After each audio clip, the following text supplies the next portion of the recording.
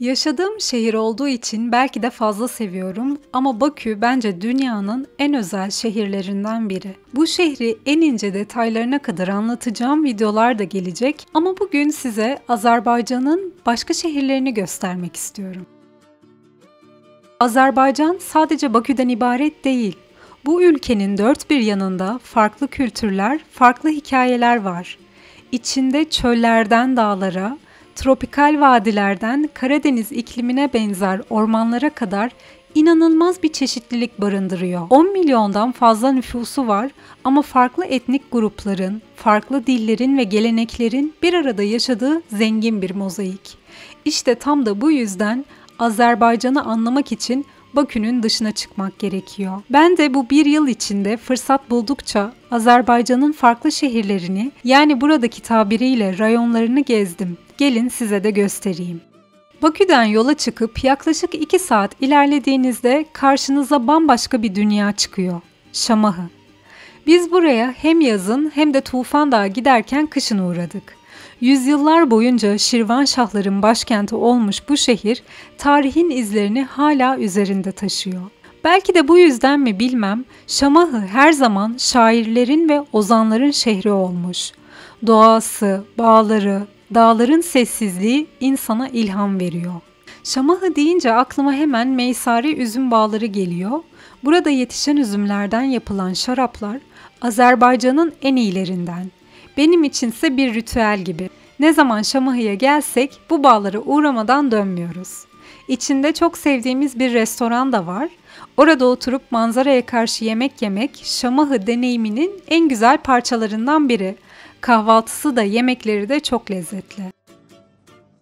Soframızda neler var bir bakalım. Çay genelde mürebbe denilen bir tatlıyla servis ediliyor. Reçele benzetebiliriz ama ikisi birbirinden farklı.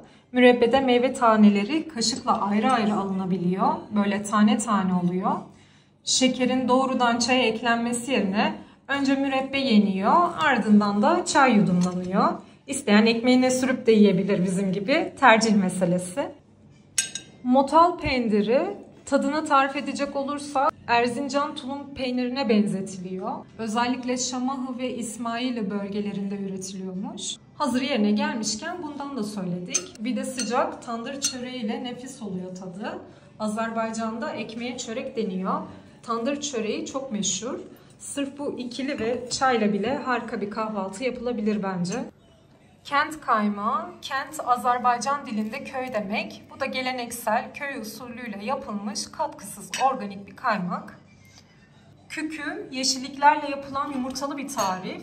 Kabaklısının tadı mücvere benziyor, öyle tarif edeyim size. Feseli, ince açılmış hamurların katlanıp yağlanarak pişirilmesiyle yapılan bir tür katmer. Ben hamur işlerine bayılıyorum. Yarımlar yokmuşçasına yemeye başlayabiliriz. Buradan eğlenceli bir yere geçiyoruz. Alpaka çiftliği, Kafkas Dağları'nın eteklerinde hiç beklemediğiniz bir anda karşınıza çıkan bu sevimli hayvanlar özellikle çocuklar için inanılmaz bir deneyim. Şamahı'da böyle sürprizlerle karşılaşmak çok mümkün. Ama Şamahı'nın asıl hikayesi taşlarında gizli. Mesela Cuma Camii.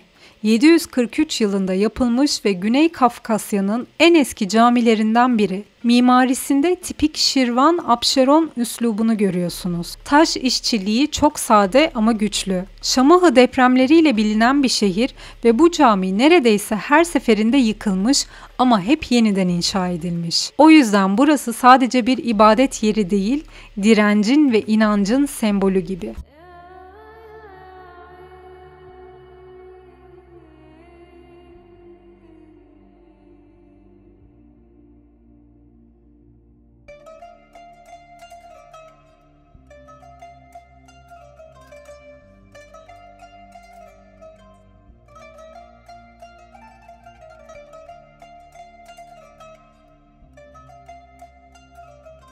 Ve şehrin hemen dışında bir yamacın üzerinde 7 gumbaz yani 7 türbe var.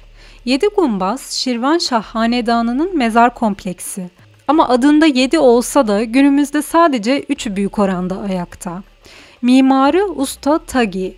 İlk türbeyi 1810 yılında yapmış, taş duvarlara adını kazımış. Bu mimari yapı sekizgen kaide üzerine yerleştirilmiş kubbeli bir türbeyle başlıyor. İç ve dış yüzeyleri beyaz taşla kaplanmış. Rivayete göre Han ailesi için bu tepenin seçilmesinin özel bir nedeni var. Mezarlık yüksek bir noktaya konulmalıymış ki oradan tüm Şamah'ı görülebilsin. Mezardan da olsa Şamah'ı'ya bakmak istiyorum der gibi. Beni en çok etkileyen oraya yanaşınca kuşların uçuştuğu, tozlu taşların arasında ışığın süzüldüğü anlar oldu. İnsan orada geçmişle konuşuyormuş gibi hissediyor. Şamahı böyle bir yer. Hem tarihin, hem doğanın, hem de kültürün buluştuğu bir şehir. Burada geçirilen bir gün insana yüzyıllar süren bir hikaye gibi geliyor. Şamahı'ya kışın gelmiştik. Kar zaten şehre ayrı bir güzellik katıyordu. Ama biz yolumuza devam ettik. Rotamızı Gabala'ya çevirdik. Dağ yollarında ilerledikçe manzara değişti. Kar kalınlaştı, sessizlik büyüdü. Derken biz yolda kaldık.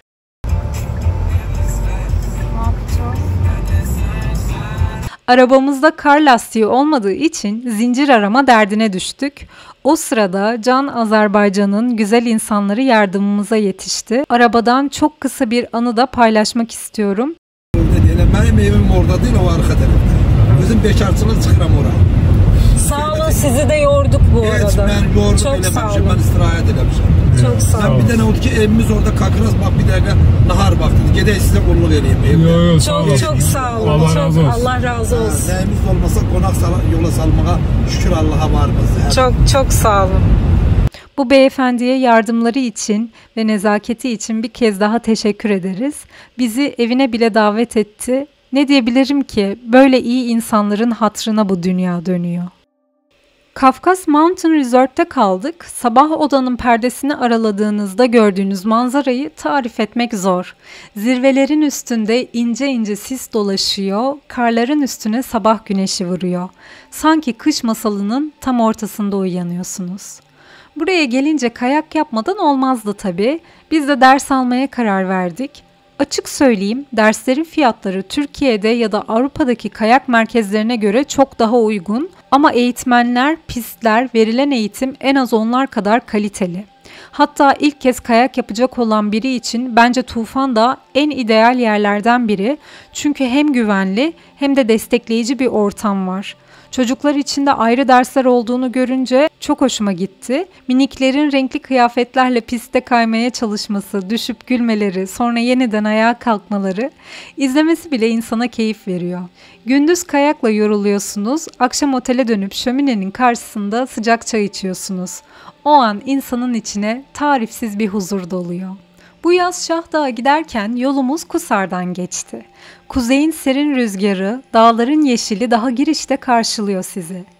Kusar, Azerbaycan'ın en kuzeyindeki şehirlerinden biri, Rusya sınırına çok yakın. Yol kenarında küçük köyler, yaylalar ve şelaleler görüyorsunuz.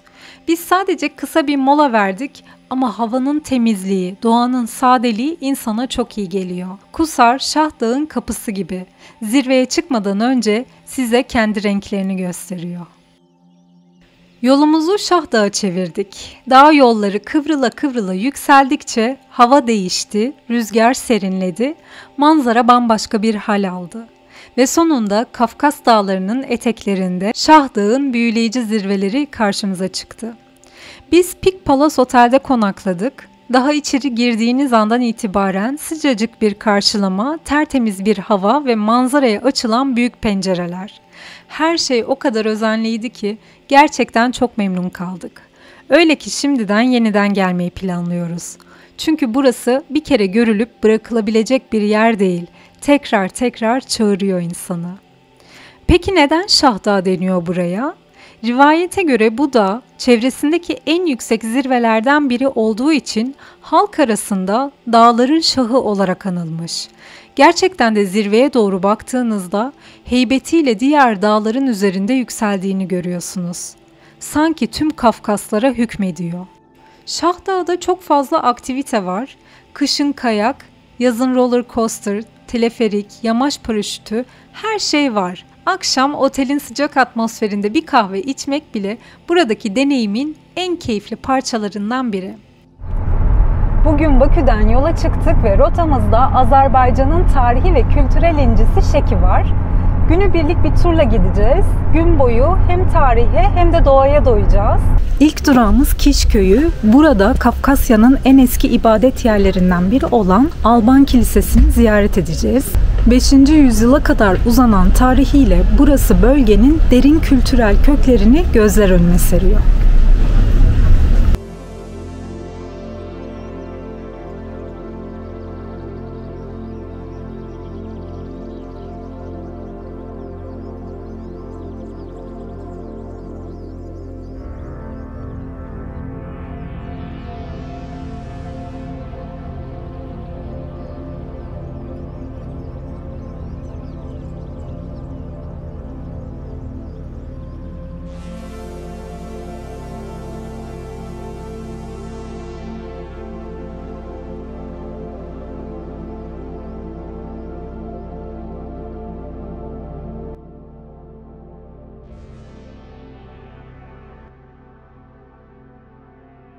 Şeki'de en çok merak ettiğim yerlerden biri elbette UNESCO Dünya Mirası listesinde yer alan Şeki Han Sarayı'ydı.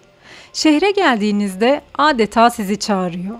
1797'de Şeki Han tarafından inşa edilen bu saray aslında hanın yazlık ikametgahıymış. Ama o kadar ince işlenmiş, o kadar zarif ki bugün dünyanın dört bir yanından turistler burayı görmek için geliyor. Daha kapıya yaklaşırken sizi büyüleyen bir detay var. Sarayın ön avlusunda girişe yakın 2 heybetli çınar ağacı. Onlara han çınarları deniyor. Yüzyıllardır orada dimdik ayakta duran bu ağaçlar adeta sarayın sessiz bekçileri gibi. İç mekanı çekmek yasaktı ama size biraz anlatayım. Sarayın içine girdiğinizde ilk dikkatinizi çeken şey renkler oluyor. Çünkü duvarlardan tavana kadar her köşesi nakış gibi işlenmiş. Minyatür resimlerle, çiçek ve geometrik desenlerle süslenmiş.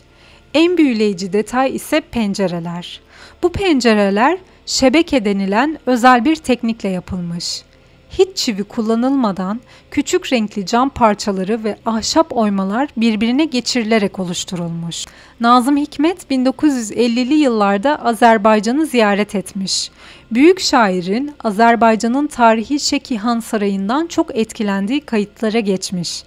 Azerbaycan Devlet Haber Ajansı'nın haberine göre Nazım Hikmet şu sözleri söylemiş. Eğer Azerbaycan'ın başka hiçbir tarihi yapısı olmasaydı, yalnızca Şeki Han Sarayı'nı dünyaya göstermek yeterli olurdu. Sarayın görkemini anlatmak için belki de en çarpıcı cümlelerden biri bu. Duraklarımızdan biri de Kervansaray oldu. Burası İpek yolunun en önemli merkezlerinden biriymiş. Yüzyıllar önce kervanlar, tüccarlar, seyyarlar işte tam da bu taş avluda dinlenir, mallarını sergiler, konaklarmış. Kervansarayın mimarisi büyüleyici, avlunun etrafını çevreleyen taş duvarlar, taş kemerlerin altındaki odalar, üst katlarda han odaları, o kalın taş duvarlara dokunduğunuzda yüzlerce yıl boyunca buradan geçen insanların izlerini hissediyorsunuz. Bugün kervanların izleri yok belki ama taşlarda hala o geçmişin enerjisi var. Burada konaklamak da mümkün. Kervansaray'da bir gece geçirmek isteyenler için duyurulur. Gezdiğimiz son yer Şeki Han Camii oldu. Şehrin merkezinde sakin ve dingin bir atmosferin içinde yükseliyor. Mimari olarak çok süslü değil ama tam da bu sadelik ona ayrı bir güzellik katıyor. Yüksek minaresi, taş işçiliği ve geniş avlusu ile cami, Şeki halkının hayatında her zaman önemli bir yer tutmuş. İçeri girdiğimde ilk hissettiğim şey huzurdu. Duvarlarda fazladan bir süsleme yok. Sadece sade bir mihrap, kubbenin altında süzülen sessizlik ve dua eden insanların dinginliği var. Bu sadelik aslında caminin ruhunu çok daha güçlü hissettiriyor.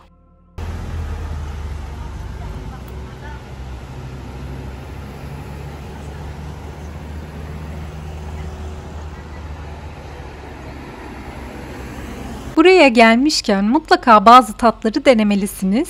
Şeki pitisi küçük toprak güveçlerde pişiyor. Nohut, et ve safran birleşince ortaya çok özel bir lezzet çıkıyor. Minik minik mi doğrayacağım? Yiyebileceğiniz kadar ekmek doğrayın. Öncelikle çorba gibi yiyiliyor. Tamam. Daha sonra da Bu kadar kuru yemek yeter mi? kadar. Size ne kadar istiyorsa o kadar. Yukarıda şunu biraz böyle yapalım. Yağlı ıslamasın. Ekmeği ıslatıyorsunuz. Safran da var galiba. Evet. Abiye de saklayayım biraz. Yer böleceğiz. Ver onu bana, sen rahat rahat ye.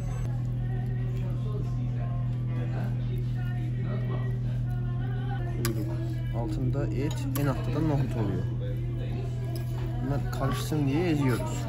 Şabalak oluyor mu içinde? Şabalık da var, evet. Kayısı, şabalık, nohut, kuzu eti ve en yukarıda kuyruk oluyor. Bunların hep birbirine karışması için böylesine eziyoruz.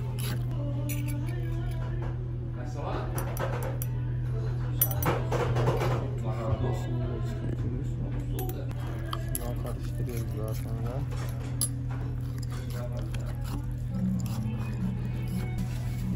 Hazır.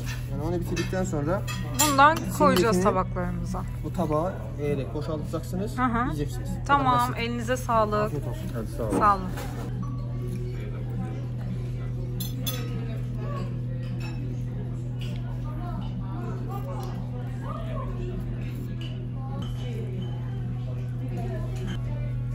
Tablarınız.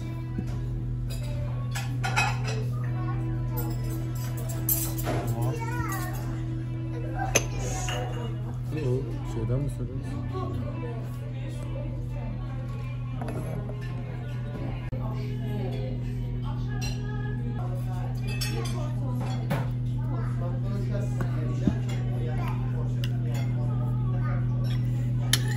Ekşi mi? Ekşi. Çok mu ekşi? Yok. Gördüğünüz gibi her şehir ayrı bir hikaye, ayrı bir renk, ayrı bir ruh taşıyor. Ve bu masalları dinledikçe ülkenin zenginliğini daha çok hissediyorsunuz. Ben bu keşiflere devam edeceğim. Siz de bana eşlik edin. Kanalıma abone olmayı ve videoyu beğenerek destek olmayı unutmayın. Bir sonraki videoya kadar hoşça kalın.